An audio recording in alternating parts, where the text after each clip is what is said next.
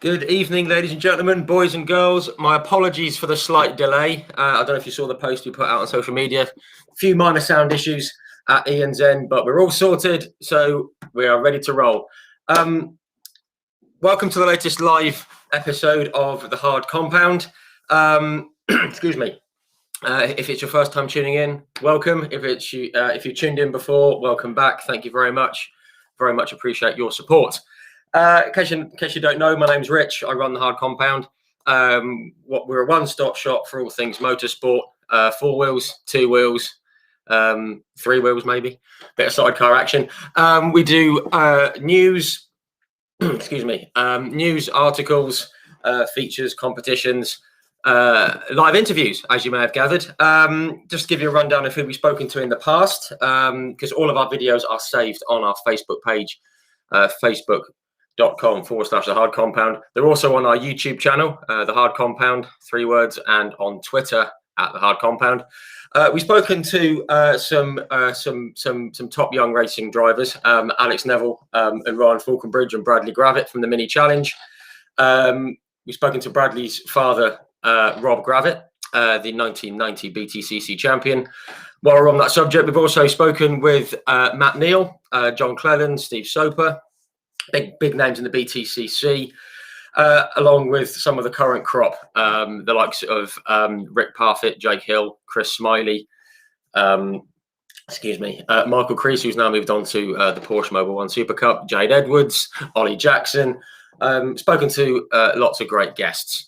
We've also had a chat with Derek Warwick, Dick Bennett, Louise Goodman, Tom Coronel, Shane Byrne, Bjorn Esmont, and we also spoke just recently with Danny Sullivan, who's famous for spinning and winning the 1985 Indy 500 IndyCar champion as well. And we've had the honour and the privilege of speaking with Mario Andretti. So if any of that sounds interesting, do go over to the video section and check it out. I'm going to stop rambling because we've kept you waiting for 15 minutes already. Guest tonight, absolutely brilliant guy. He's been around motorsport for many, many years. Sorry. And you name it, he's driven it. He's an absolutely brilliant guy. This is going to be great fun. So please join me in welcoming Fluxy himself, Mr. Ian Flux. Hi, Rich. Hey, Fluxy, how you doing? All right. And nice to see there's some other names that I might have heard of you just run off. Particularly Mario Andretti. Yeah, I'm still convinced that he meant to click the no button when I sent the invite, but never mind.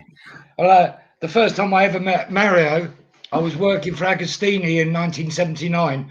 I was struggling to get a drive, so I was Agostini's mechanic. And the second race we went to was at Brands Hatch, and we were staying at the Inn on the Lake at Cobham near Brands Hatch. Nice plush hotel. So there's the 6 of us sitting down: Aggo, his girlfriend, Ian Dyer, John Piper, and myself, and Graham Smith.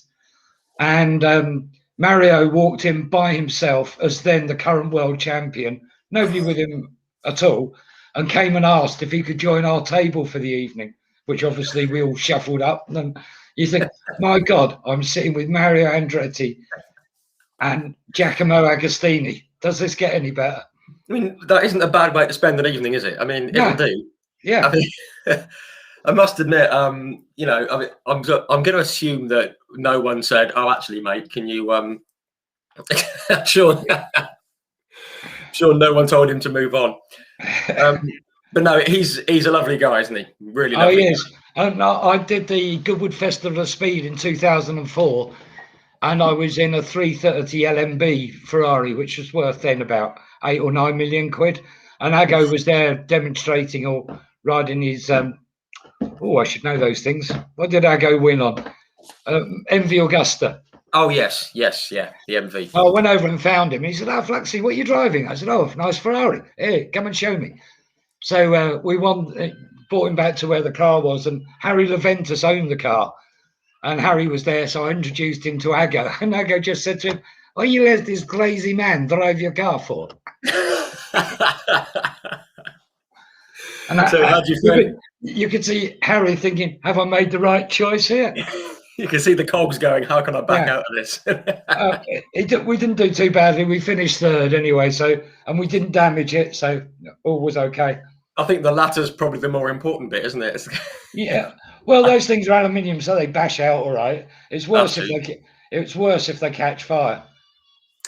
Yeah, that wouldn't have helped at all, would it? Yeah. But I think that car's now worth about 18 million rather than 8, because it was 2004. Crikey, that's crazy, isn't it? Yeah. I'm not sure I'm ever going to be in a position to even look at it, let alone own it. I don't think. I still love my 750 quid BMW. If you can get a car for less than 1,000, for less than 4 figures, then you're doing all right. I've never paid more than £1,000 for a car. I was very lucky. I had free factory cars for 21 years from Renault, Peugeot, Ford, Vauxhall. I could just ring anybody up and punch the car for the year. So it was a bit of a shock when I had to buy one. You're like, hang on a minute, this is coming out of my pocket. Yeah. Back to under £1,000. Yeah, crikey. No, brilliant, absolutely brilliant. Just want to say thank you very much for coming on, sparing your time. Obviously, we've been meaning to do this for a while, but various bits and pieces have got in the way. So thank you for being patient and for. I was actually shitting myself about 10 minutes ago when we weren't going to be coming on. Well, yeah, we were playing around with the sound, weren't we? We were thinking, we didn't have any. I'm going to have to go and explain what's happened. Yeah, we didn't have any. No, it's okay. We're all sorted. We put 50p in, and we're all good. Good. Firstly, before we go any further, obviously it's been a bit of a weird year for all of us, isn't it? How's it all been for you? During lockdown, and you had a bit of an accident as well, didn't you? Yeah, well, yeah, and I must say I fell down the last 2 steps at home in my house, sober at lunchtime, and tore the ligament off my knee, and went straight to hospital. And I've spent longer in hospital then doing that than I did in 49 years of racing. But Martin Short came to the rescue. He rang my daughter up because she put it on Facebook that I was in hospital. And Shorty rang her up and said, "How much money has your dad got?" And she went, "Well, fuck all as usual." He said, "Oh, we need to sort that."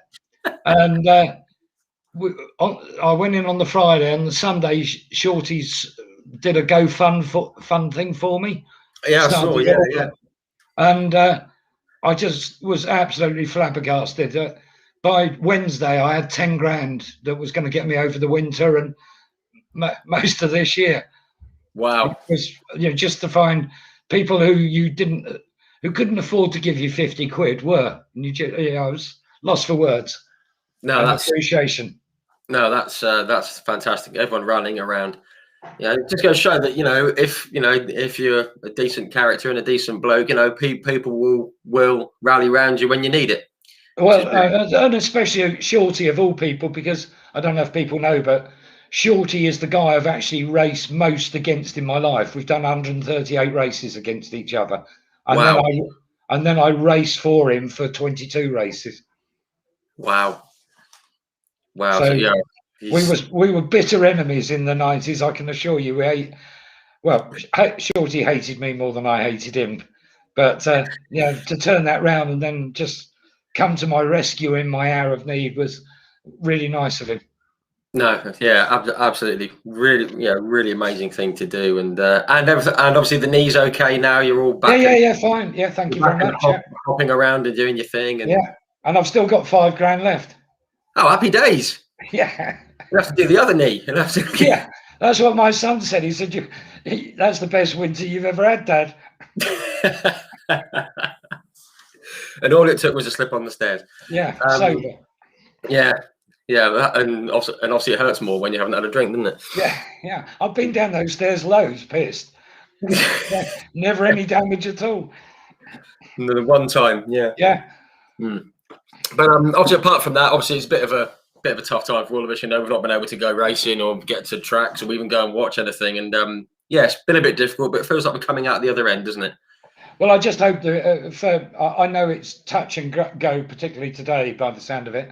But I really hope the Grand Prix goes ahead so everybody can come to the Grand Prix. Yeah, I mean, I'm certainly hoping for that because this may surprise people. I've never actually been to a Formula One Grand Prix. I've been to qualifying twice when I was 7 and when I was 9, and I'm now 40. And I've always been meaning to go at the Grand Prix, but when you're working your way up the ladder on the day job, you haven't got the pennies. So yeah, we finally got myself a ticket for last year, and oh, great! So you're going to come if it goes ahead. It's been carried over to this year, so all being well.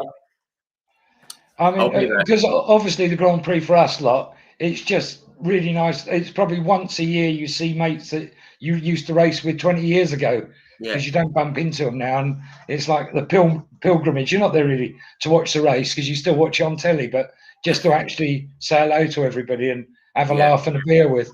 Yeah, which will obviously, if it all happens, then it'll be doubly special this year. Obviously, we've all missed out last year, and it'd be great to see some people. But yeah, fingers crossed. So yeah, hopefully we're coming out the other end of it. If I may, I just want to start right at the start. I mean, when did you get into motorsport, and how? What was it that first sort of switched you on to? Well, we lived on a farm as a kid, and my dad got me a little Tro kart made by Trojan Cars when I was 6. But we had 1.5 miles of tarmac through the farm. So I just used to go on that every day for years. And then I started racing when I was just before I was 14. Right. Where did you start racing? When did you first race was at Tilbury, which is no longer there, unfortunately. Right. And I won it. So I thought, oh, might be all right at this then. Crikey. Was that in just a small sort of car you'd done up, or was it just it was a thing called a Formula 6, which is like a kart with a body on. Okay. And you just sort of went down there and gave it a crack, and it went all right, was it? Well, I'd had a go. They did some like PR days, like we do for Radical, where people come have a taster, and hopefully you buy a Radical and come and race the next year. So that's nothing new. That happened in 1969 for me. Wow, and that was where it all kind of started. Yeah. Wow. Okay. So from there, I mean, was it? Did you think this is what I want to do? This, Well, I was always in trouble at school, and surely not. Yeah. But the threat was, Dad was always say, right, we're not racing at the weekend. Oh. But I used to turn up and win, and it was that sort of used to get me out of the bother I was in, and then I'll be in more trouble the following week and go and win again. So yeah, just like smooth it over every week with a. Yeah, I think he was just glad I could do something. Well, and obviously, seeing that you were, obviously pretty good at it, just like a natural ability to just go and race cars and do well at it. So that was in 1969, and basically, I've tried to do a bit of research on you, and obviously, there's so much that you've done. It's absolutely bonkers, and I usually try and sit here with notes and say, "Oh, you did this, and then you did this," but you've done everything. So I thought we're just going to start this off and see where it goes, because because we don't want to bore people with their history. Well, I mean, I've got notes here that I always have, and I don't think I've got enough paper in my printer to get your career on it, because you've just done everything. Just make it up like I do. Works for me. We'll wing it. It's easy. We don't want to be too stuffy. The first note I've got was 1976 European F3. Yeah. How did that one come about? Oh, because I'd won the Formula V thing the year before, and I was sponsored by a local building. Well, they built Bracknell Newtown, so a bit more than a local builder, and they gave me $2,000 in '75 to do Formula V, and I won it. And then they gave me $25,000 in '76 and $30,000 in '77 to do F3. Wow! So it's interesting you say that, because everyone we speak to, they've always said, and it's no different to today. Everyone's, everyone's trying to get backing to go racing. It's not easy. It's never going to be cheap. And there's some bloody good. I mean, there's a lot of Btcc fans going to be watching this, and they're tuning in. People, and they're saying people like Dan Camish hasn't got a drive, and Andrew Jordan, and all these other people. They're top drivers, but if they can't make it work financially, then it's not going to work. And obviously that was the case with you. And but then everyone I've spoken to has said, and then I met someone. Yeah. And then it went from there. And it sounds like it was a similar thing with you. Yeah, well, that's the way it works, Rich. You know, you just got to try and maneuver yourself into the right place at the right time. Simple as that. And hope it all aligns. But my first BTCC race was easy to remember because it was the day my daughter was born. I was racing. There was a 2-driver race at Donington in 1988, May the 14th. And I was sharing with Carl Jones in his RS 500. So Coral was born at 4:45, and to make sure Jane was all right, left her in hospital, went up to Donington, did the qualifying, came back, went to the hospital, then went up again, and ironically never raced because the lap that we were meant to change over, the diff went on the car at Redgate. So back to the hospital again. It was a lot of rushing around and not a lot of driving. Yeah. Well, because that was the race. I think. I mean, forgive me. I'm going to bring my age thing into it. I mean, I was only 7 at the time. My apologies. And I mean, was that the long international race? Was that it had like Roland Ratzenberger in it? And I think was it Win Purdy come over and done it? And no, not in '88. Was it? Or was that slightly later? Yeah, that was 91. 91. Yeah, so I'm hazy memory. I think Roland was still doing Formula Ford then, because I think Roland won the festival. I think in '87. Yes, he did. Yeah. So it must have been a few years later. But that's amazing because you say about that. I mean, we spoke with Steve Soper. I saw him the other day at Silverstone last Thursday. We had a chat. Oh, was he there? Excellent. No, I had a chat with him. He's 70 this year. Crikey. Yeah, in September or October. Doesn't seem possible, but 70 years old. Yeah, and he's still going. I mean, and you know, he's a great guy. But he said that I think when he was at Spa, I think it was 24 Hours of Spa when his daughter was born, and he wanted to come and sort of stay and celebrate. And he said, "No, I got to go and see my daughter. She'd just been born." He was being pulled one way and the other, trying to go to a party and all that kind of stuff. Oh, you just reminded me. I've always got a story to wind Soper up with. Yeah, let's do it. F3 at Monaco in 1980 with Doc Ehrlich. We had a suite at the Lowe's Hotel that Doc put us into. So we had the non-qualifiers party and Jeremy Shaw was with us. And we had loads of space in our suite. And Jeremy's sister, Lulu, was there. And that is now Steve Soper's wife. So they were staying out of town. And I said to them, come back and crash at our place because, you know, literally we're around the corner. So they came and slept on the floor in the lounge.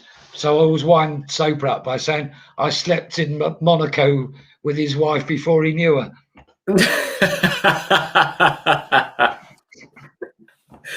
I'm sure he loves that. Yeah. Doesn't matter if she was in a different room. That doesn't come into it. It's still these are facts. These are facts.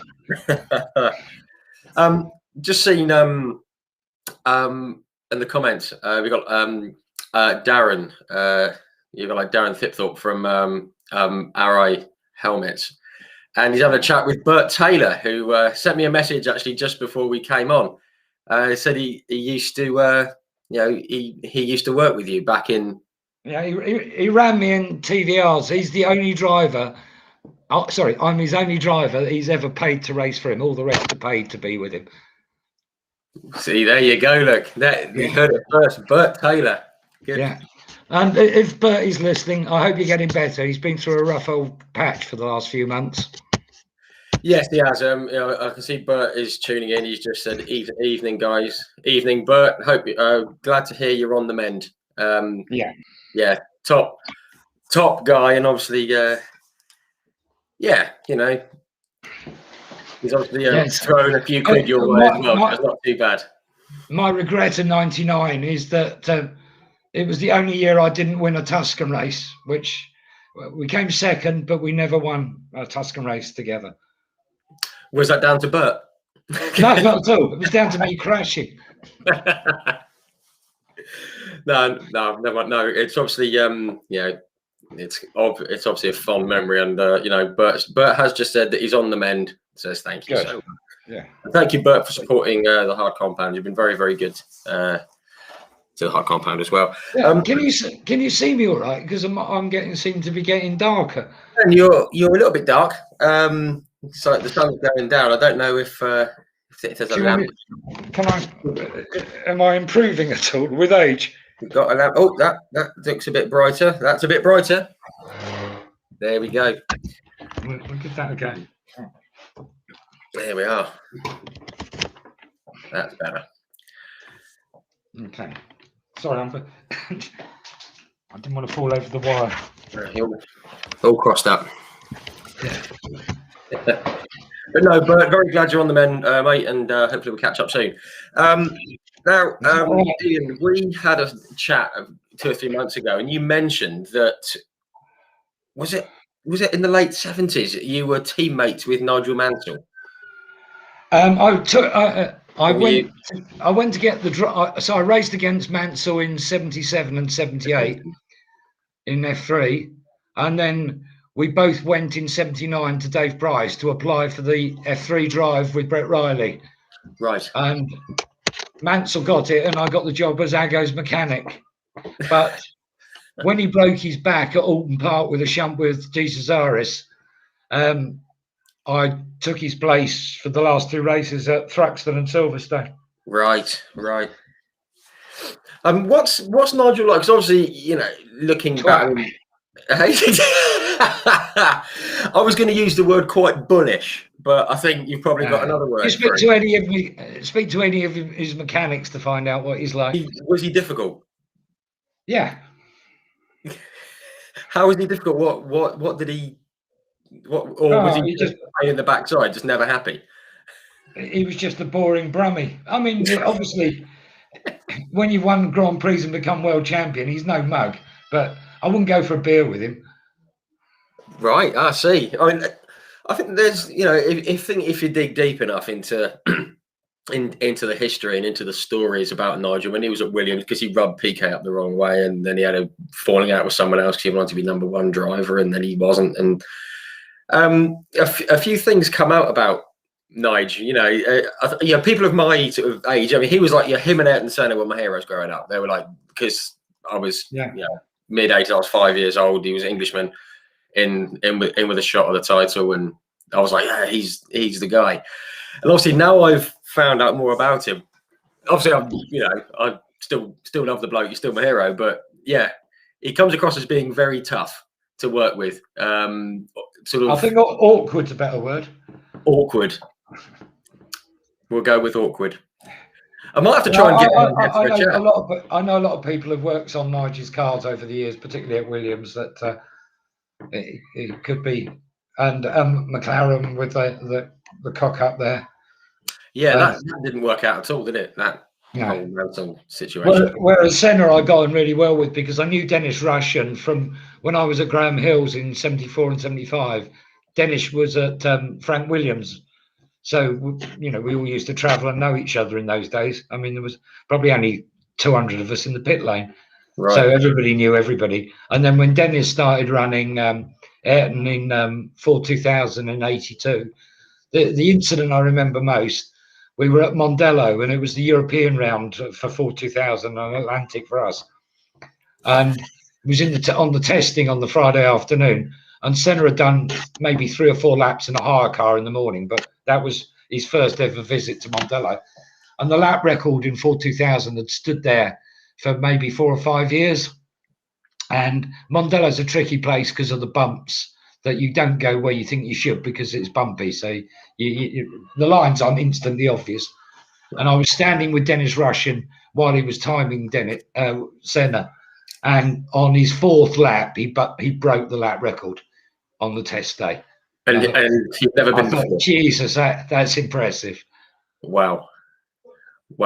I mean, did you, obviously that lap's very impressive, but did you know, as you knew him as a person, did you think this guy's going all the way? He was always very pleasant to me. I can remember we were doing the Thundersports support race at Brands in '86, and I was on the front row, for the Thundersport race, and we were queued up at the end of the garage, and he came over and shook my arm and things before we went out on the grid. And I thought, we didn't have to do that. I was really touched by that. Wow. No, I mean, again, I mean, looking back for me, I was, very young at the time, and I always looked up to him just because I think I liked the JPS Lotus. You can probably see it. I've got a picture of it up here. Yeah, I can see it. Yeah. I think I always liked that as a kid, the black and gold car with the yellow helmet, and I just Yeah. But obviously, at that age, you don't even recognise it as a human being. It's just always a racing driver. He's up there, and he obviously comes across as always having been a really nice guy. Obviously, very focused, determined, and almost a pain in the backside out on track, but obviously just a lovely bloke. Well, I didn't really speak to him again after. So the last time I spoke to him, he hadn't won his first Formula One World Championship by then. Right, because that was '88, wasn't it? So I never personally spoke to him after that, but I always remember those sort of 82, 83. When he was with Dick Bennett in Formula 3. Yes. And against Martin Brundle with Eddie Jordan and all that famous year. Yeah, with the Spice engine, you mean? And Senna had a normal old Nova motor like been running the last 10 years. Yeah, and he was still, heading out front and wiping the floor with people until he started doing silly things and spinning off, didn't he? In that '83 season with Brundle. Yeah, but that Spice engine was probably 5% better than Senna's engine. Wow. So you had to take some desperate measures. Well, yeah, and that was that was something he did right up until his last day, wasn't it? It was always that kind of maybe he'd got used to running with not the best machinery, and when he was in it, he still couldn't get out of the habit of no, I've got to make sure I win here. Yeah, but I like the way he drove. I always enjoyed watching him drive. Yeah, he was obviously a bit later on for me, but he was always just so exciting. Yeah, I always remember, being excited by him and just watching him race, just thinking, how is he so much quicker than everyone else? I obviously being 7, 8, 9 years old, I didn't understand the ins and outs of the mechanics and everything. But I thought, how is that guy so quick? And it's just because he was that good, wasn't he? He was indeed. Yeah. So talking about quick, so are we having a bet on as we've got some good news this week about we've got 2 girls in a touring car race, so we're gonna have some love and hate between Jade and Jess. Yeah, because obviously they're pretty good mates. I had a chat with Jade back in she was at Thruxton, so I think it was the Btcc round before she drove at Silverstone. And she was having a right old chat with Abby Eaton and Jess Hawkins, and obviously they get on really well. But as you say, you can tell the gloves are going to be off, can't you? Well, I had a bit of a think before I came on here, and I can't think that we've ever had 2 girls on a Btcc grid ever. No, you mentioned it. I don't think we have. I mean, I can remember when I raced in touring cars, there was Louise Aitken-Walker, but there wasn't anybody else for her to race. No, there was Aitken-Walker. Then after that, there was Paula Cook. She was much later, and we had like Netton Lindgren, but I don't think. Yeah, so I raced against Netton as well. Yeah. Well, John Cleland said that she was always really popular because she used to bring loads of Swedish vodka and stuff to the track. She was very popular, and obviously that the incident with Palmer at Snetterton, it's still one of when those old Btcc things are replayed. It's always one that gets replayed. Yes, it always pops up, doesn't it? It's up there with Soper and Cleland, and but we haven't had 2 against each other, so I'm really looking forward to see what odds come up on the old bookies as to who they're going to favour. It could be worth a look. I mean, obviously, Jade's had an extra race in a bit, obviously with what happened at Thruxton. Had a race in a bit, but we've got and with Jess becoming the old brand ambassador for Aston Martin as well, she'll be wanting to show Aston Martin that they've picked the right girl. Absolutely, and her car's a bit newer than the one that Jade's in. It's only in its second year. So let's get off the old fence. Then who are you going for over the 3 races? Who's going to do the best average together over the 3 races. Where is it? Snetterton or Branch, wherever it is. If it was at Thruxton, I'd say Jade, because obviously it's a Honda place, isn't it? But Snetterton. I just think, just because it's a slightly newer car, I think Jess might just shade it. I'm going for Jade. Right. It'd be boring if we both said the same thing. We'll have £2, a massive £2. Yeah. Or we could have that £5. No, we won't. No, we'll have the £2. No, it's going to be good. I mean, obviously, just while we're on the subject of Jess, and she's at Motorbase, she's taken the place of Andy Neat, which was very good of it. I must say, full credit to Andy for helping her get into that situation. I was just going to say, Andy gets a lot of heat, justified or not, and I think it might be that he wants to take himself out of the firing line, because he's been in the firing line the last few weeks after what happened at Thruxton. But yeah, fair play to Andy for doing that. If he wants to get away, get his family away, and he, as I understand it, he actually phoned Jess up and said, "Look, are you free on Snetterton weekend? Because you're driving my car if you want to."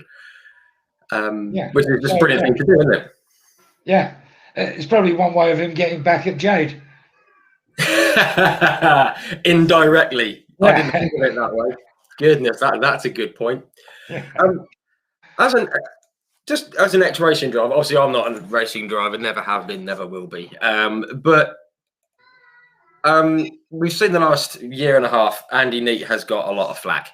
He's a self-made man, and he's worth a lot of money, and he brings a lot of money into Motorbase, and he keeps them with the 2 cars on the grid, as I understand it. He was involved in an incident with Jade at Silverstone last year. Obviously, we all know what happened at Thruxton. As an ex-racer, and still a racing driver now, what are your thoughts on what happened at Thruxton? Because I saw Paul O'Neill and Michael Crease had their own theory, but what?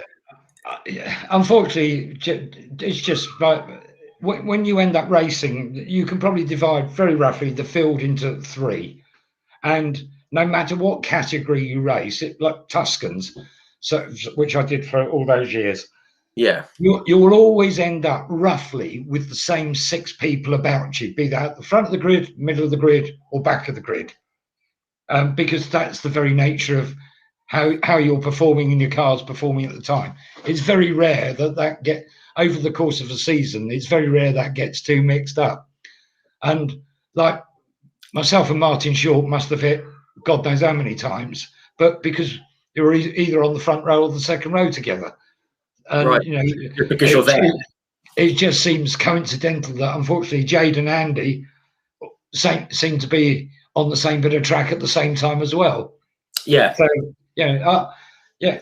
I wouldn't apportion any blame. I just think there's loads of touches in racing, and some work out all right and some don't. Yeah, well, then I've said this. I've tried to sort of sit on the fence and things, but I'm not just singling out Ash Sutton, but he bumps into people now and again, as does Rory Butcher. All the guys at the front, all the guys at the back have bumps and touches. Stephen Jelly bumps into people and all that kind of thing, and they don't seem to get the heat that Andy does. Now, obviously, it's because what happened before. I mean, everyone loves Jade, and rightly so, because she's brilliant. And obviously, when he went into her door at Silverstone, people were up in arms saying, "Oh, we shouldn't be doing." And obviously, at Thruxton, it looks as though he said he hit the brakes when the brake lights didn't come on, and they're saying he lied about it. All this kind of thing. Paul O'Neill and Michael Crease had a chat I saw, and they said that because Andy's a left foot braker, if he's looking over his left shoulder and seeing Jade Edwards and he's just glancing, it takes that split second to not notice that Glyn Geddes lifted in front of him. I don't think you're ever going to... Is it possible for him to go for the brake with his left and come off it and hit the clutch, and that's why it's not registered? I don't know. I only left foot brake in a rally car. I've never left foot braked on a circuit car. I only do it on the loose. So I don't know.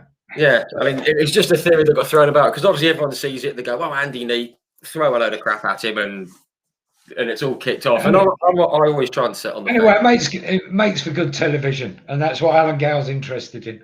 It makes for good TV, and it gets people talking, doesn't it? Yeah, exactly. So which helps. But I'm willing to give Andy Neate the benefit of the doubt. I mean, I'd like to get him on here for a chat, but well, I think his son did really well in his first French Formula 4 race. yeah, he's been pushing that. Manicourt. Yeah, I can't remember his name. Is that Yeah, Aiden, isn't it? Aiden? It is Aiden. Yeah, and he seems to be doing very, very well. Yeah. Which which is great. Excuse me. And also, let's not all forget that Andy nearly died. Yes. A dozen years ago, and it's amazing that he's even walking, let alone driving a car. So yeah, fair play. But yes, certainly hope his that his lad can can make his way up through the formulas, because he's done well. It'll be, going back to Jade and Jess, it'd be interesting to see how the male orientated fan clubs rise between who's going for who. Yeah. I mean, I've found that with the page, two fit girls. Opportunity. Yeah, I mean, I've actually noticed, and I'm not casting any aspersions on anyone, but I've noticed that when I put a post out on the page about Jade Edwards or Jessica Hawkins or Jamie Chadwick or any of the girls that are out there doing absolutely amazing stuff, it sort of draws people's attention. And I think it's because Well, I was very lucky to probably race changing, but it is still rare to see a woman on the grid. Well, I was very lucky to race probably against the two best girls that we've ever had so far. I raced in New Zealand for 8 races against Desiree, and I raced a few times in Formula 3 against Davina, a couple of races, and then in Thundersports against Davina, and they were both outstanding.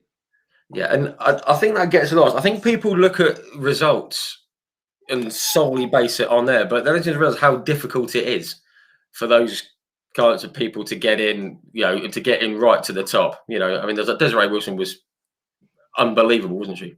Yeah, she was. And I've raced wheel to wheel with her. I can remember the last bend at Christchurch as a hairpin, and we were fighting over 3rd and 4th, and I had a good run on her, and I mean, she just closed me down. I had the opportunity of either crashing or falling in behind her. So you took the latter. Yeah. Of course. I mean, this is, excuse me. Obviously, we saw, the Indy 500. We had a lady racing in there again. Simona. Simona, who's done very well, and but for that little pit lane issue that she had on the brakes coming in, she may well have. Yeah, she wasn't alone though, was she? No, there was 3, wasn't it? Was it Steph Wilson? He hit the wall, and Ryan Hunter-Ray, he hit the brakes, and nothing happened. Yeah. I mean, that's just coming from high speed to low speed and just locking up an axle, isn't it? Yeah, but sorry, my point was it's easily done. It doesn't matter if you're male or female. Yeah, absolutely. And in racing, nothing matters if you're male or female. We're all racers. But it looks as though in the comments Jade's winning for the head-to-head. Good. I did say Jade, didn't I? You said yes. No, it's on record. No, you did say. I've just seen a question actually. Simon Steele. He said, "What does Ian remember about Thundersports?" They were great. The most I remember, the thing I liked most about it was the prize money. It was brilliant. In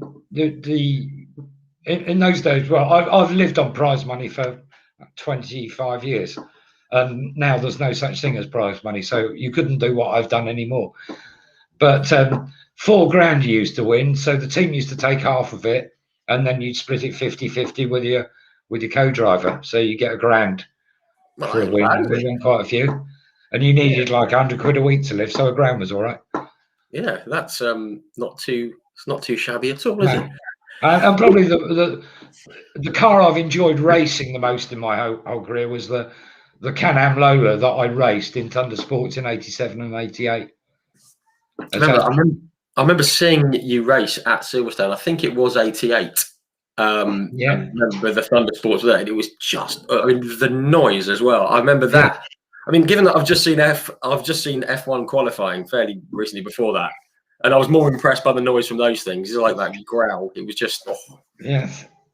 Going back to my daughter, the day she was born, before I went to Donington to race with Carl Jones, we tested the Can-Am car at Silverstone on the club circuit on the Friday, and we came back from lunch, and I jumped in the car, and I looked in the mirrors, and they told me to start it up, and I always looked because they made such a noise when you fired it up. But Jane was between the two mirrors, and I started it up, and that's when she went into labour. So she was right behind. Yeah. And you just Yeah. So there you go. If your kid is overdue, Yeah. park your better half behind the Thunder Saloon. That's why my daughter can drive properly. She had a good shaking into the world. That's fantastic. I wish we'd bear that in mind in January when we were waiting for our second one to appear. But yeah, that's what you need. Go and fire a Can-Am car up. Yeah, just so I mean, in the Thundersports. I mean, again, I was quite young at the time. Who were the best sort of drivers that you raced against in the Thundersports? I mean, was there anyone that you thought, I'm looking forward to giving him a shoeing today? Yeah, Ian Taylor, Tony Trimmer, Richard Piper, Tiff, James Weaver, John Brinley, Robin Smith. They were there's some good names in there. Really good names in there. Well, we all wanted the prize money. That's how you lived. You've been drawn in. Yeah, we've got Tiff. You know, you mentioned, Tiff. He's still going strong, doing good things. He's 70 this year as well. It's mad. I can't believe that these people that I can remember watching. Even like your good self. I can't believe you're getting on to that age. It doesn't seem possible. It's amazing. I'm only 65. Towards. No, we can count down. We can. No, all good. Just seen a comment coming up. Christopher Quinn, your friend Christopher from Dublin, wants to know, when is the book out and how much will it cost? It's coming out next March, and I haven't a clue what it's going to cost. That's in the hands of the publishers. They decide all that stuff. Yeah. Must be. That's a great mention there. Yeah, thank you. I'll put his money in the post. That's very good. Yeah. Before I forget, what we're meant to be talking about tonight, other than my life, is the historic race at Thruxton in 2 weeks' time. Well, yes, I was just going to come to that, because obviously we mentioned about Tiff, and he's the guy that scares members of the public like me. Oh yeah, because you're going down to have some laps with him, aren't you? Well, I'm going down on the 19th of June, so 2 weeks on Saturday. I'm doing the single-seater Renault Formula Palmer thing. Yeah. It was a Christmas present from 2019, and I'm finally getting around to doing it. And I'm going to go and have a word to Tiff and have a chat, because I know you guys are close. But yeah, he's down at Thruxton, and you've got something pretty big coming up.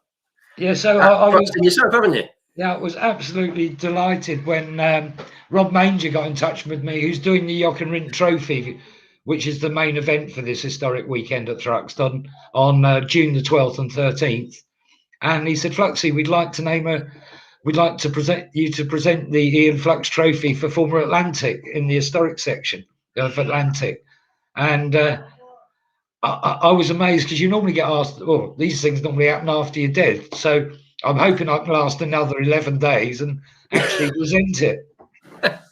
Let's hope there's not a jinx put on you. We're all keeping our fingers crossed.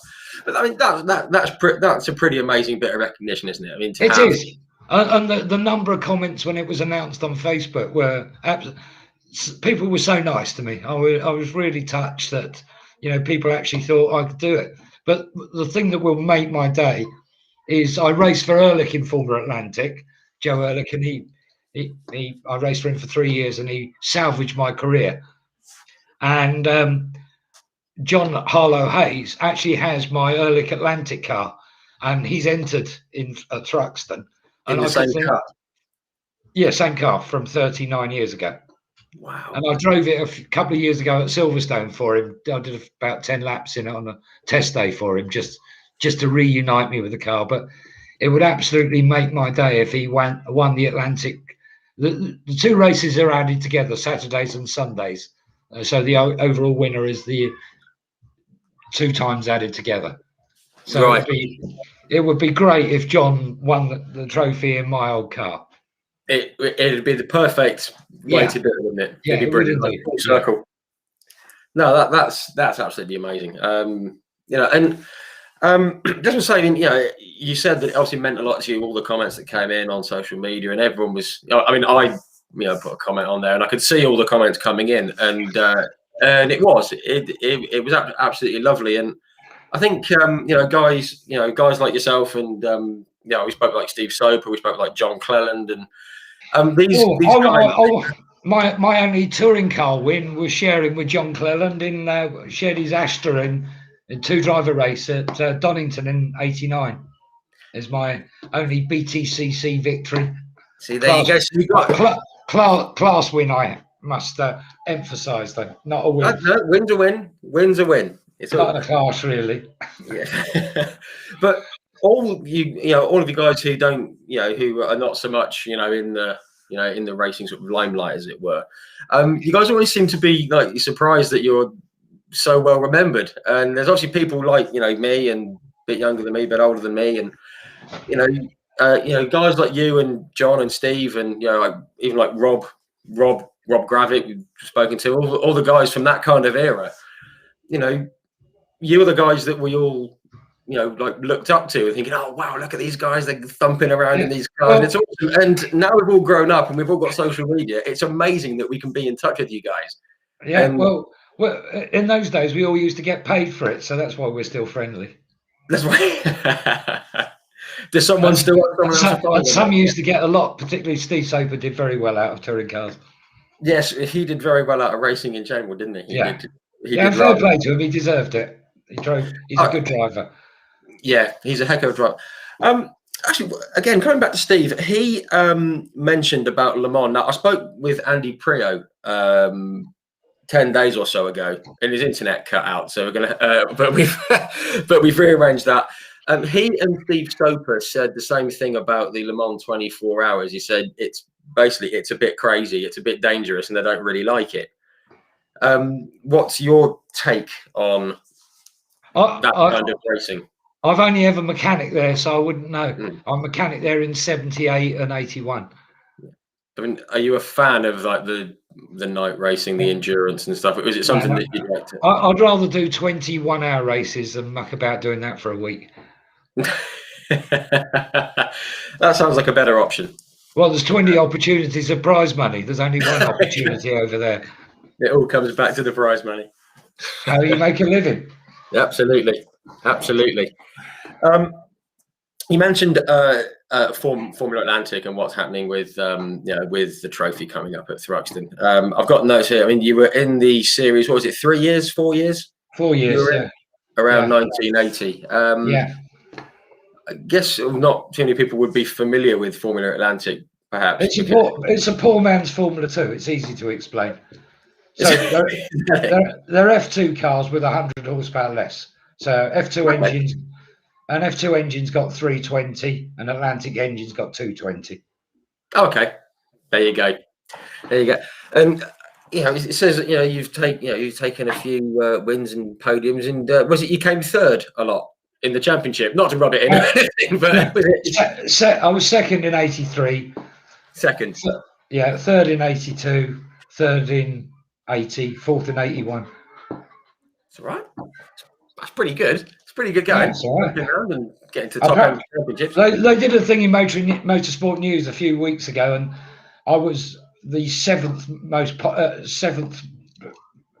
biggest winner in Atlantic when it was actually current. Right. Ray Mallock was number one. Oh, he did a few bits in racing, didn't he? Yeah. He was good, Ray.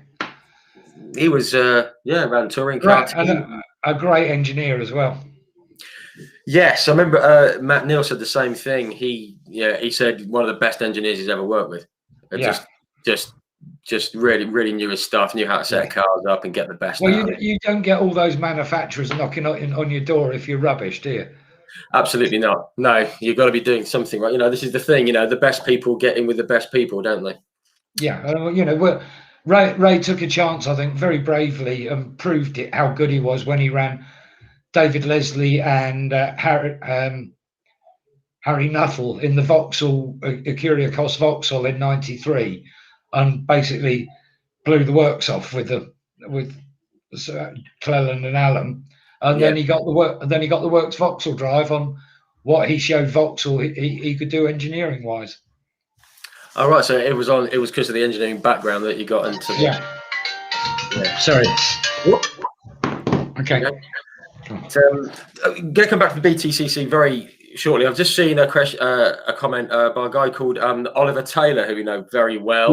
He's also known as Artified. If you're on Twitter and Instagram, makes really good stuff. If it wasn't for Oliver getting in touch with you, we wouldn't be doing this. I was just going to say, Oliver, thank you very much for putting me and Fluxy in touch. It's taken a while, but thank you very much, mate. But yeah, he's an amazing artist. He's absolutely amazing artist, and he.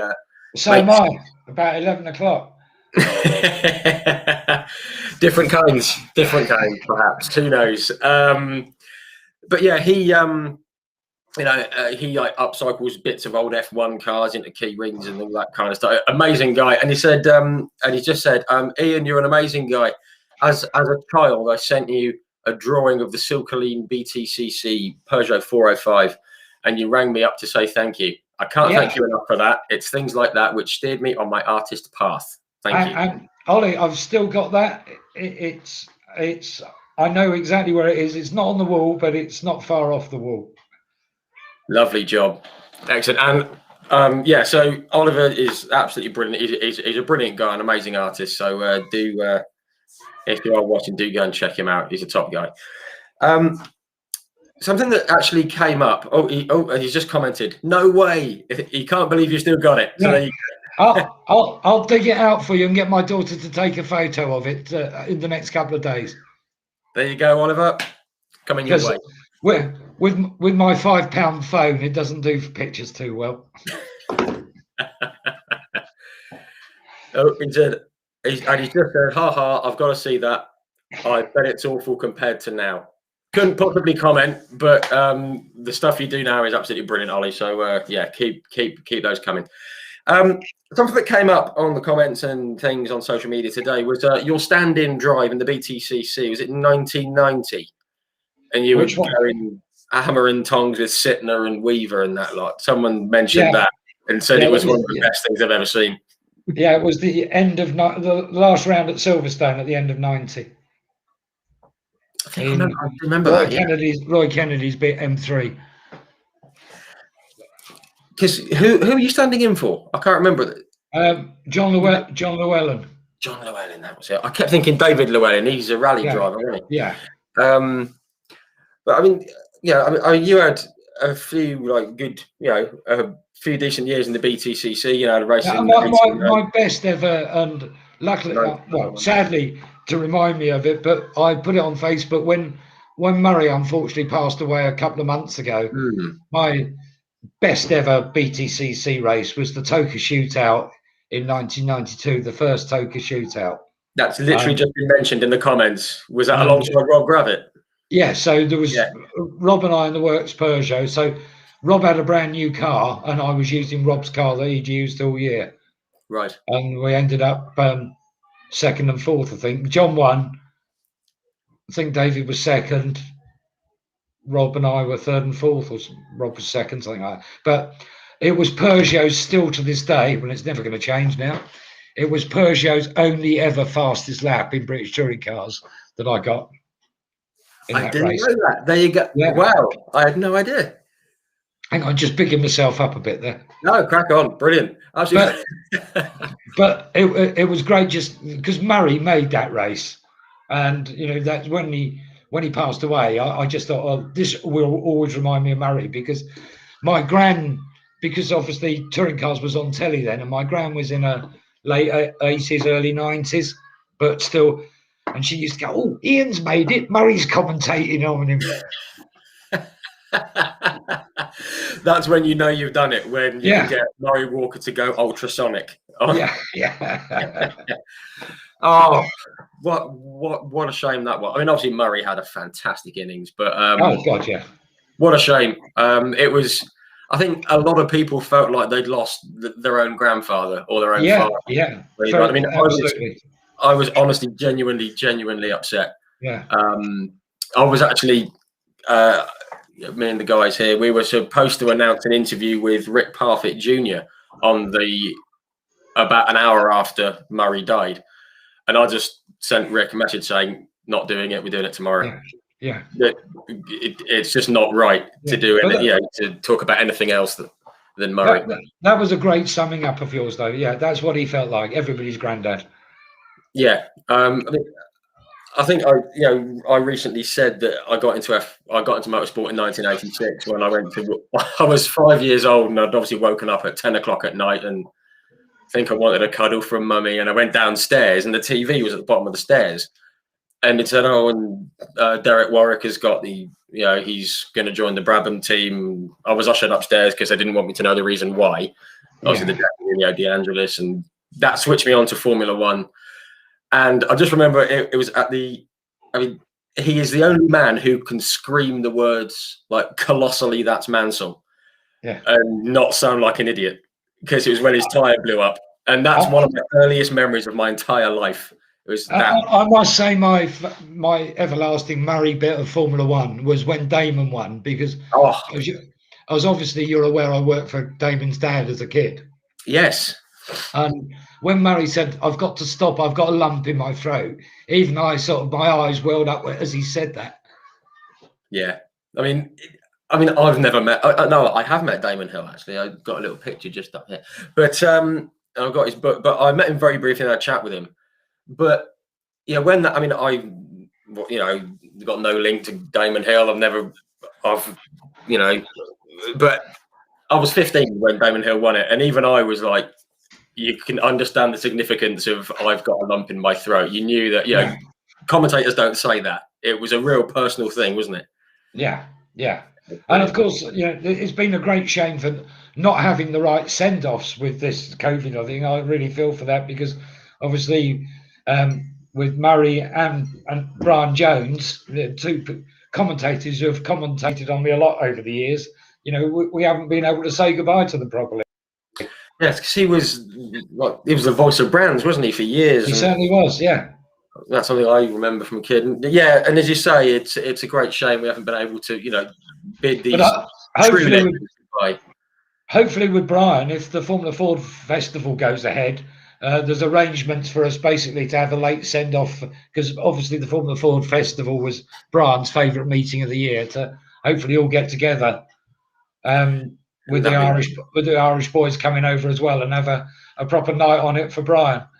And why not? Yeah. Definitely. It's definitely a reason it's definitely a life to celebrate, isn't it? If it is, it was amazing. Just seen Oliver Taylor's back. He's commented, and he said, about Murray, and he said he's working on I think he's finished it now. He's working on a painting called "I'm Going for First," about John Cleland, and he said he was already working on that painting when Murray passed, and he just said it became a very fitting thing to do as a tribute to Murray, because again, that's one of his best lines ever.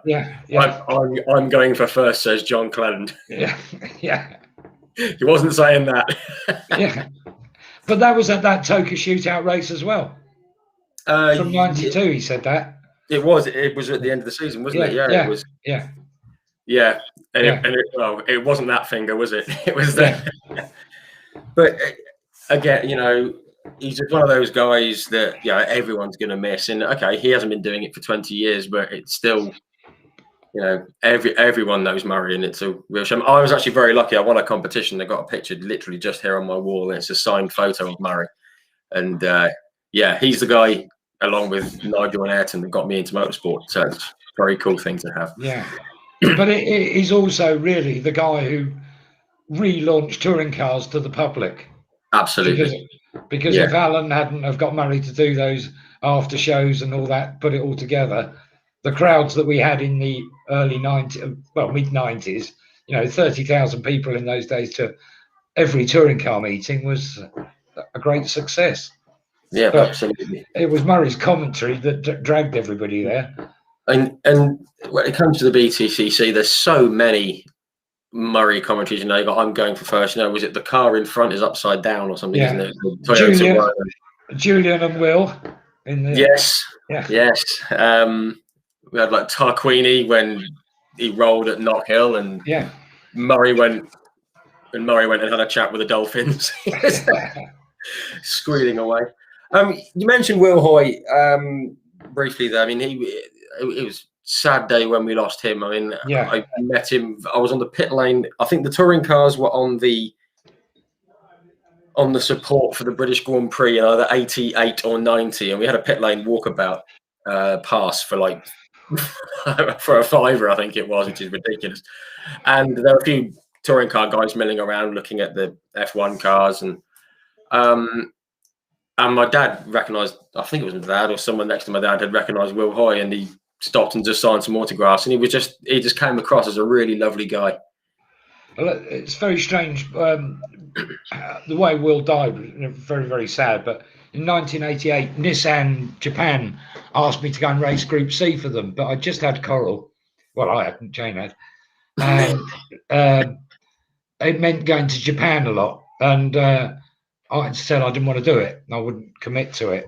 But I said Will Hoy would. And I rang Will, and Will took the drive. And anyway, fast forward to about 3 months before he died. So I got him the drive in 88, and we're now talking 2001. And we were testing at Brands. I was there testing something else, and he was there. And he came up and thanked me for getting him that drive all those years ago. And I thought, that's really strange, because 3 months later he was dead. And you think, was he making a conscious effort? Did he know something then when he came and said that to me, that he knew something wasn't right with him? Oh yeah, maybe he may have gone because out. He'd had plenty of other opportunities to thank me for getting him the drive. Right, and so and then he obviously knew he was perhaps not in the best state at that time. Wow. Yeah, but anyway, he came and thanked me for it. So just goes to show what a nice guy he was. You know, went out of his way and was obviously, if that was the case, he was going around thanking people who had helped him. Yeah. No, amazing. And that was the last time we ever saw each other at a track. Wow, crikey. Yeah, it's always very sad when these lovely guys and great drivers leave us too soon. You know, we had David Leslie. He wasn't too far. It was shortly after Will, wasn't it, that he was taken in a plane crash and all these kind of things. And I came in David's last race ever. He won and I was second. And we raced against each other in Atlantic in 1980. So, and we raced touring cars against each other, XJR 15s, Thundersports, Group C too. So David's the second bloke I've raced most against in my life. So Shorty's number one, David's number two. Wow, there's some amazing people you've had some pretty good battles with. I've got a note. This was back in 1991. This is a note I found. You did the Jaguar Sport Intercontinental Challenge. Yeah, I did. I remember that vaguely happening.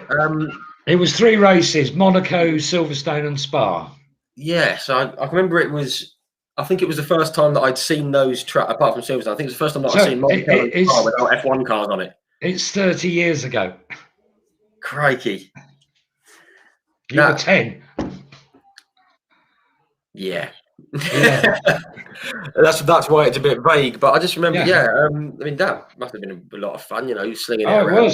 It was best job I ever had. I got 10 grand a race for that. 10 grand for driving Jags around Monaco. And expenses. That's not too bad, is it? No, I can live with it. I'm actually going to drive my car at the Goodwood members meeting in October. The car I raced 30 years ago. We've got a demonstration. It's not a race. It's a demonstration at the members meeting on October the 13th at Goodwood. Oh, that's going to be fun, isn't it? Yeah, well, they're trying to get as many of us old boys together. Kurois is coming over. Armin Hahn, Wynne, I think John Watson. Wow. Well, Valentine Lindsay's in charge of it all, but he's having a good go at getting everybody back that he can. That's fantastic. I mean, that'd be. I mean, just the names you mentioned there. That's fantastic lineup. Absolutely brilliant. I mean, this is a weird thing that's just popped into my mind. It was a TV show that I think Martin Shaw presented, and it was.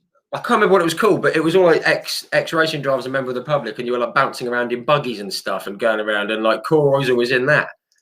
And I can't remember what it was called. He's a great bloke, Cor. I love racing. I did the Dutch Supercar Challenge against him in 2008 and 2009. He was in the Marcos and I was in the Mosler. We had some great races. God, those two cars! Wow, they must have been amazing to drive. Or a pig. No, they were great. They were absolutely fantastic. And Shorty was preparing it because Shorty was the Mosler importer for Europe. So right. I was racing for Shorty's team as opposed to against him. And he prepared the car in 2006 and 2007. And then Kevin Riley decided that he could run a car by himself. And that's we didn't have the reliability we did have in 2006 and 2007. Right. I mean, just think of all these sort of names from the past I've not heard for a while and everything. I mean, as I said, you've raced against some amazing people. I mean, so you said you raced against Nigel Mansell back in the 70s, and with various people.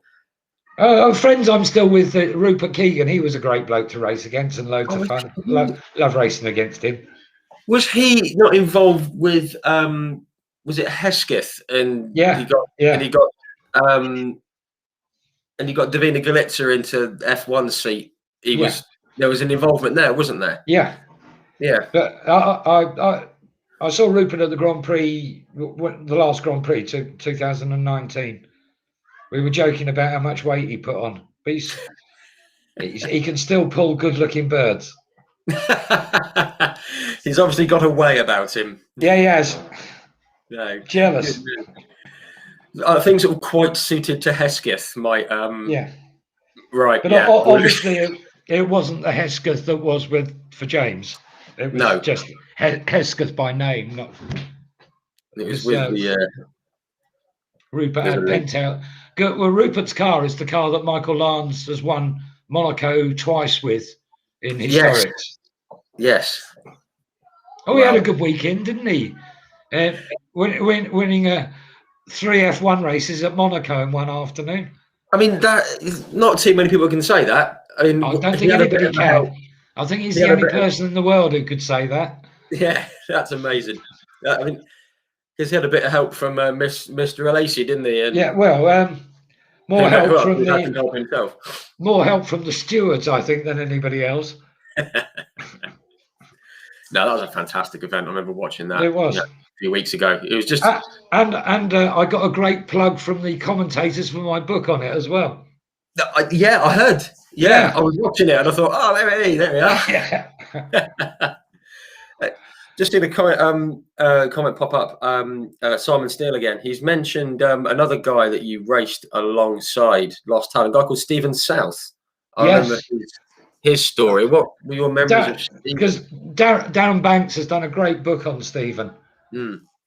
But after Stephen lost his leg, he just walked away from racing because obviously, you can understand that your life's set before you and you've just had it removed, and he went back to run his family's engineering business. I can't remember. What was the circumstances around the accident when he lost his leg? Was the Can-Am car, he lost his leg in the same Can-Am car that I raced in. Well, not the same car.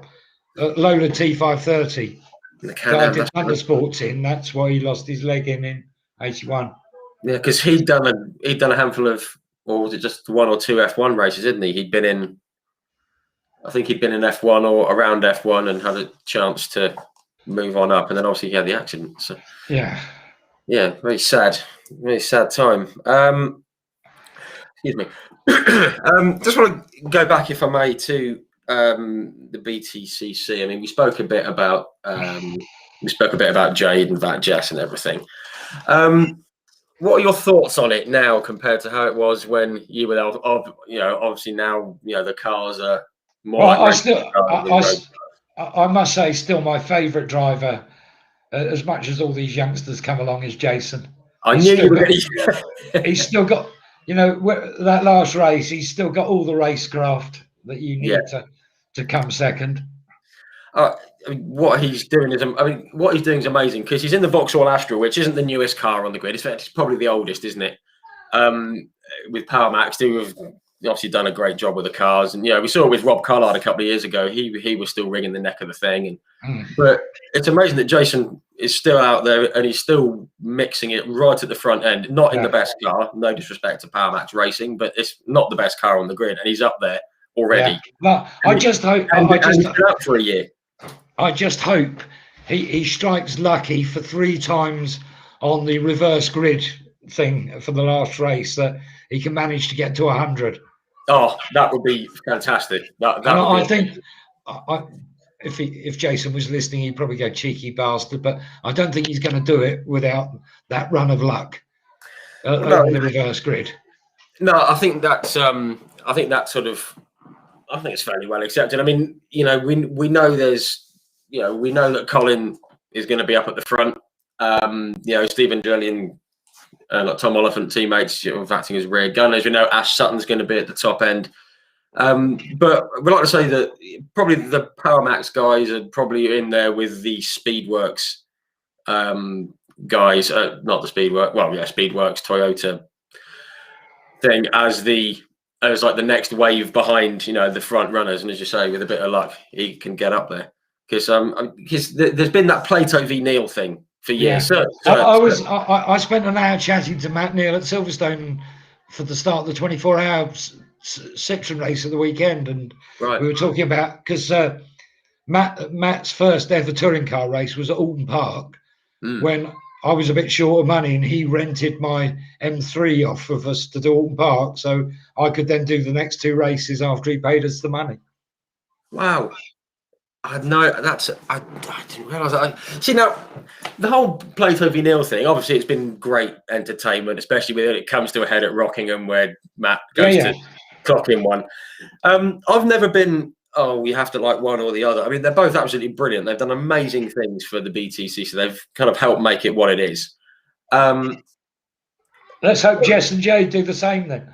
And why not? There's no reason why they can't. But with Matt, I mean, he gets a lot of flack. Now, I spoke to Matt on one of these chats. It was back in October, and he was absolutely brilliant. And the amount of little stories that have come out of Matt helping people, just like renting the car off for you. I think he spoke that, I can't remember who I was speaking to. It was one of the drivers, and he said that Matt Neal just like lent him a car for a weekend to go racing, and said, no, we'll pay you for it. He's like, no, just take it. Just take it and race it. Don't worry. Just to show you how nice the family are, this is Matt's dad. In 1994 or 5, I introduced TVR to Dynamics, and they then supplied all the Tuscan wheels for us to race on. Right. I just introduced Steve to John Reed. And never thought any more of it. And maybe 2 years out later, Steve Neal rang me at home and he said, "Oh, Fluxy," he said, "could you pop us an invoice in the post for $5,000?" I said, well, of course I can. What's that for? He said, "Oh, never thanked you for the TVR wheels in the introduction." Wow. And that was how long afterwards? 97, 98. Wow. Just out the blue. And you think, that's how nice, some people are in racing. But I hadn't asked. I didn't think I'm doing this for a commission. Didn't give that a thought at all. You just out the blue. A couple of years later, he goes, "Send us an invoice for $5,000." Wow. Again, that's another of those little stories that comes out about Matt Neal and his, and Steve and everyone else. Because Steve's not very well. I'm sure Matt won't mind me saying, but Steve is slipping on the memory stakes at the moment. Right. Well, hopefully it's not too bad. Well, I think, they haven't found a cure for it yet. No, but we'll definitely best wishes for everyone everyone on the Neil side of things. But again, it's all these little things that come out about Matt Neil, and he gets a lot of stick, and all the fans who just see the racing side go, "Oh, he shouldn't have done that, and he's a bit arrogant. He done it." Okay, one, if he is arrogant, he's earned the right to be arrogant, just like Jason Plato has. But all the stories that come out about them are just, no one's got a bad word to say about them, really, have they? They're just a lovely bunch of people. Yeah, they are indeed. I did see a thing actually while we were talking about Jason Plato and Nick. So someone put a poll up on one of these motorsport pages, and it said, "Who's going to get to 100 wins first? Is it going to be Jason Plato or Lewis Hamilton?" I thought, sorry, Jason, but I think it might be Lewis Hamilton. Yeah, I think Lewis is in slightly a better car than Jason is. Yes, he's in a better position to do it, isn't he? Yeah. But I would love for Jason to get to that 100 before he says, "Oh, that enough's enough." But I think, with a bit of luck and another 9 reverse grid races to go, there's a chance. Well, definitely. But then again, he was running right at the top end without it, so maybe he might get a bit lucky with a bit of weather or something. And yeah. Fingers crossed, because I can see it as well. I mean, also he's an old boy, so I've got you got to look after your own. Absolutely, yeah, absolutely. I've just seen something. James Brick, thank you for your comment, James. Says great interview, enjoying the stories. Thank you. Obviously, the stories for me and not me. A couple of questions. What's your favourite corner of any track? What's your favourite corner of any UK track? Sorry, and who was the most underrated driver you raced against in the BTCC? Hawthorne's at Brands Grand Prix. Down the hill and the fast right. And most underrated driver. Well, I suppose when I actually did BTCC, Matt Neil didn't look like he was ever going to be a champion in 1993. Right. And 92 and 91.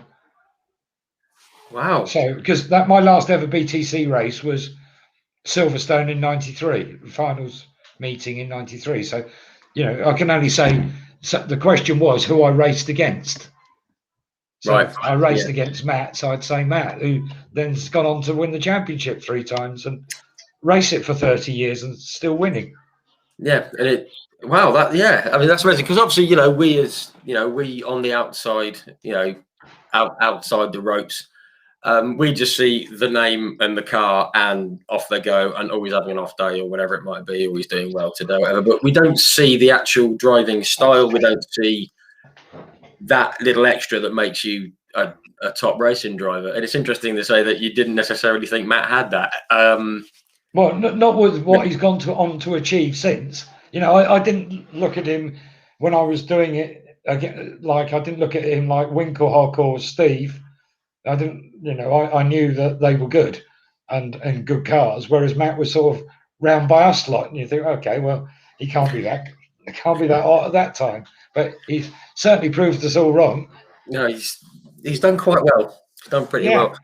Very quick. You mentioned Joe Winkelhock there. Now, one of the first chats we did here was with Rob Gravitt and his lad Bradley, who's with Graves Motorsport in the Mini Challenge this year, and he's got some great backing. And I think he's going to do very, very well. He's a really good lad.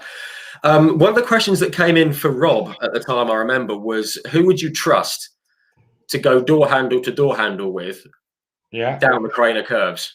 And he said, Win Percy. You've gone with, because he said Steve Soper, and he said one that he wouldn't pick was Joe Winkelhock, but that mainly because he couldn't see over the steering wheel.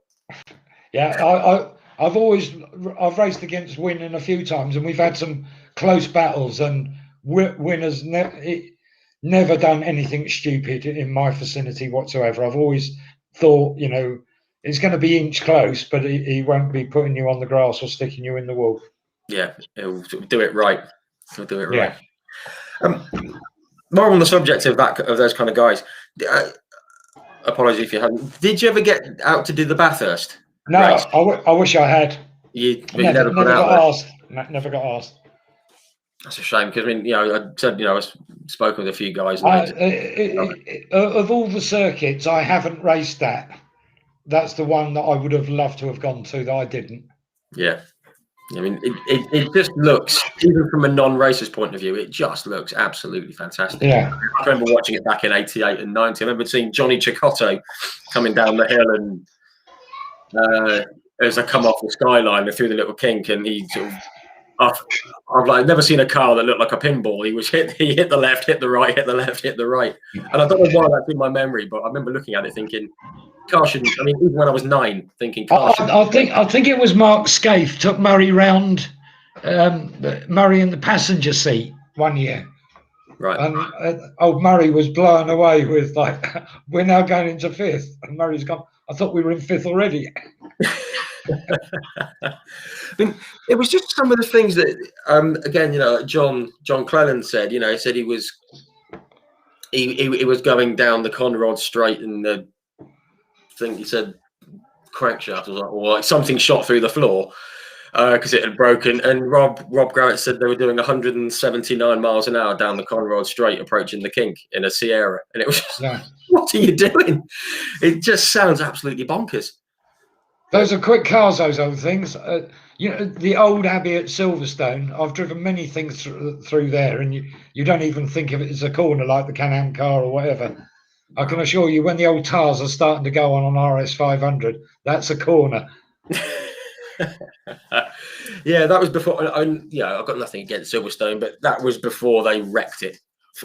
In my mind, I mean, obviously, just because the age that I am, I don't remember coming straight down from Abbey and swinging into Woodcote as a high-speed right-hander. I've only seen the footage when they put the chicane in, where the curbs look like boulders. But my only memory is when they put the chicane in just after the bridge before Woodcote, and that's my favourite layout of Silverstone. Yeah, it's all over the show now, isn't it? They made it longer and twistier and tighter and shorter bits, and still the old circuit. The original, my first ever race there was 76, and I like that layout as it was in 76. Was that the old Maggots, Beckett's Chapel? Yeah, well, it was all the old circuit, but the only difference was that there was the chicane, the minor chicane in at Woodcote. Right. So like 4th gear chicane. That was fun. Again, I've seen the footage of cars coming through that chicane, and I think there's footage of Lauda spinning off, coming out the chicane, and the curbs are massive. Marcus Pye put up a Graham McRae sticker from Formula 5000. You're just talking to Silverstone, reminded me. And the first time I ever drove my Formula V, we went testing at Silverstone Club on a Friday afternoon, and Graham McRae was there in his 5000 car. And I swear blind that he was doing 2 laps on the club circuit to every one of mine in the Formula V. And you didn't need any mirrors because you could feel the ground vibrating as he came up behind you. You knew he was coming. Yeah. Wow, that's... Yeah, so it's June 1973, and I'm still bloody going around Silverstone to this day. Well, yeah, that actually brings me on to what I was going to say now. I mean, obviously, people may not know what you're doing these days. Spending a lot of time in the pub. And writing my book. There you go. That's all you need. It's no, because you're still doing the driving sort of experience, is it? That you're doing? Yeah. Well, when we're allowed, we're still waiting for full-on permission to go. I've been doing single seaters the last few weeks, right? Because out in the air, but we can get back in car hopefully soon. No, hopefully we can. And give the guests. That can happen. You can go and scare some people. Yeah. That's quite fun. Just another couple of things. Going to wind it sort of down. Just going to wind down a little bit now. Yeah, because I'm dying to get to the pub. I was going to say, I don't want to keep you from your pint. Yeah. So I'm going to wind it down. It's been almost an hour and a half. It's been brilliant. But is it that long? Jesus. It's been an hour and a half. Yeah, almost. I'm only going to get 6 pints in. Right, we'll try and make it 7. We'll speed it up. This is a great question that came in. Open wheel, sports car, or touring car? Which would be your weapon of choice if you could only drive one kind of car ever? Oh, single seater. Single seater. Yeah. It's a racing car. A racing car. A proper racing car. Yeah, I've been very lucky. A friend of mine called Paul Osborne, that some people might know of, company's called Race Car International, but he owned either a Barrichello or Schumacher Ferrari from, I think, 2004. Anyway, Okay. Martin Brundle was at Donington and they had the lunch hour doing a bit for Sky, and Brundle drove the car during the lunch break and with all the cameras. And Paul very kindly came down mid-afternoon. I think I was there with Radical, and said, "Do you want to have some laps in the car?" And I said, "Are you joking?" He said, "Mate, I'm old enough. I don't need to wander all the way up the pit lane to find you just to wind you up." He said, "Get your ass down to the car." Anyway, he said, "The deal is, providing you fit in Brundle's seat, you can have a go." He said, "We're not mucking about with the seat for you. So if you're fitting in Brundle's seat, off you go." Anyway, so obviously I fitted in Brundle's seat fine. And he said, "Right, you've got 10 laps. So thanks very much." And so the engine was running. He made them turn it off.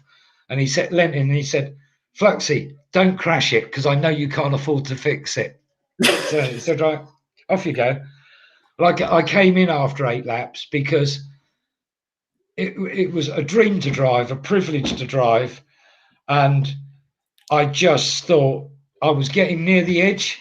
And I just thought, remember what he said about the crashing. So I came in after 8 laps and he said, "Why have you come in?" And I said, "I'm like on the limit of me, not of the limit of the car." Yeah. But if something went a bit wrong, I just didn't want to damage it. But that's the most modern F1 car I've driven. Wow, that must have been awesome. And the worst thing is, nobody has got any pictures. I've tried to find some photos of that because I drove I drove Schumacher's Benetton there as well. But we did a thing for Motoring News for that. So I've got all the pictures of that and Senna's FW08. Oh, yeah. So that's all. I've got photographic evidence, but nobody's got one single photo that I can find of me driving that Ferrari. Well, they're going to have to let you have another go, aren't they? I'm too old now. I've stopped driving quick cars. I'm just not fit enough anymore. No, you have to come to a point where you say, "I've had a great life, done it for 49 years. Yeah, enough's enough." If somebody wants me to doodle something around, or an Escort or Goodwood, yeah, that's fine. But I'm not fit enough to drive anything quick anymore. Sure. Yeah, and obviously, as you say, if something did go wrong, and I've got a few zeros. Well, it's not that, I've got a good reputation and I just don't want to tarnish it for not putting the hands up to not being fit enough. No, sure. Yeah, that's absolutely fair enough, isn't it? Yeah. Someone just commented, Stuart Taylor, current F1 or old V12? Old V12.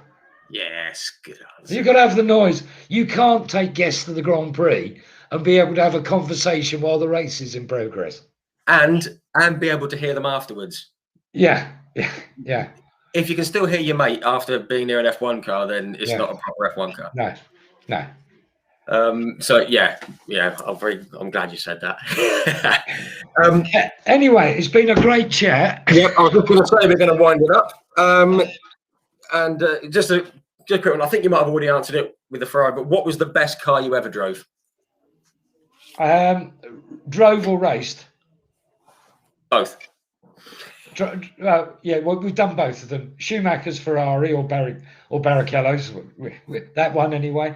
Yep. And the Can-Am Lola in Thundersports racing wise. Brilliant. Absolutely brilliant. Right. Fluxy, thank you very much. People, don't forget to come to Thruxton for the historic weekend, June the 12th and 13th. Yes, that is next weekend, isn't it? Next weekend. So yeah. And hopefully next March, buy my book, please. Yes. Two things to take away. Thruxton this weekend and get yourself down to any good bookseller next March. Oh, I made my son's girlfriend laugh. I was so excited about the book and they want me to do a bit of a tour. And I was that excited in telling her. I said, "Yeah, I've even got to go and do book signings in Wetherspoons." And she said, she burst out laughing. And she said, "Well, that's typical of you, isn't it?" I said, "Why?" She said, "It's Waterstones. Wetherspoons is the pub." I think a book signing in Wetherspoons would go down really well. Yeah. Well, if you are coming towards Reading, I will come down. Okay, good man. I'll be nearby. Enjoy your day at Thruxton. Yeah, thank you very much. I'm sure I will. Okay. And thank you so much for coming on. It's been a lot of fun. And thanks everybody for the support and questions tonight. Hope I haven't bored the tits off you too much. No, everyone seems very happy with it. It's been absolutely brilliant. Okay. Awesome. Good night, everybody. Thank you. Thanks a lot, mate. Thanks a lot. Bye. Cheers.